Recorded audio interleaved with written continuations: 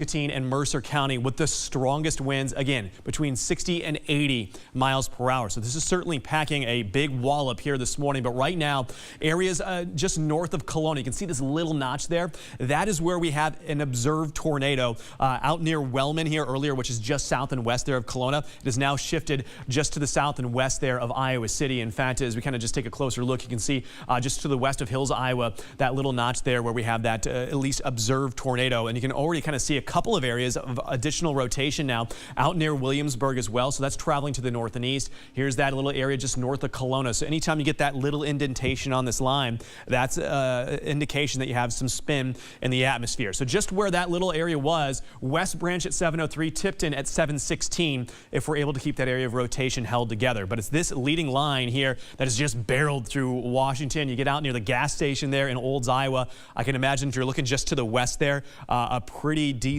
shelf cloud heading in your area. Anywhere along that leading line, 60 to 80 mile per hour wind gust. That is why we have that severe thunderstorm warning in effect. And it looks like we just got a new one in here for Cedar and Jones County. That one is going to be in effect here until 7:45 this morning as well. So all this, again, barreling towards the Quad Cities, Aledo, areas on the Illinois side of the river. This is something that you'll need to be prepared for as it should arrive in the next couple of hours. But based on its current track, moving at 50 to 55 miles per hour to the east, places it in West Branch, Iowa at 7 o'clock this morning. West Liberty at 7:02.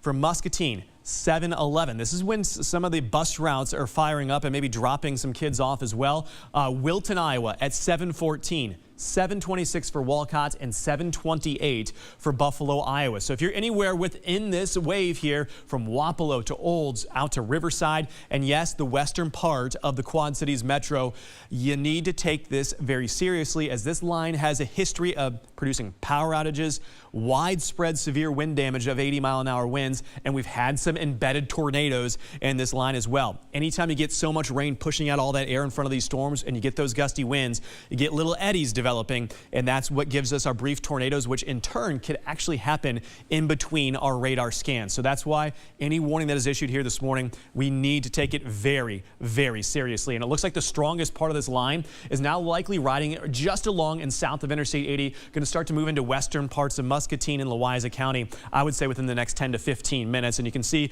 radar is estimating 70, 80-mile-an-hour winds. It looks like that is all out near Washington, Iowa. So this is going to be traveling again towards Muscatine, Wapello, Mediapolis. That is what we can anticipate here across our area. So a very busy start here to our day. We're likely going to be going wall to wall and covering up the Today Show here as this line barrels through the Quad Cities metro and into parts of northwest Illinois as well. You can see some clearing taking place out near Omaha. There's a cold front out there. This starts to enter our area this afternoon, and more showers and thunderstorms are going to redevelop, and that does carry its own severe threat with it as well. So hey, right now all is quiet here in the Quad Cities, but it's probably going to start to look a lot darker here over the next half hour to 45 minutes. So widespread showers and thunderstorms. Most of these are all going to be severe here this morning. We'll have much more on radar as these storms roll into the area here in just a few minutes.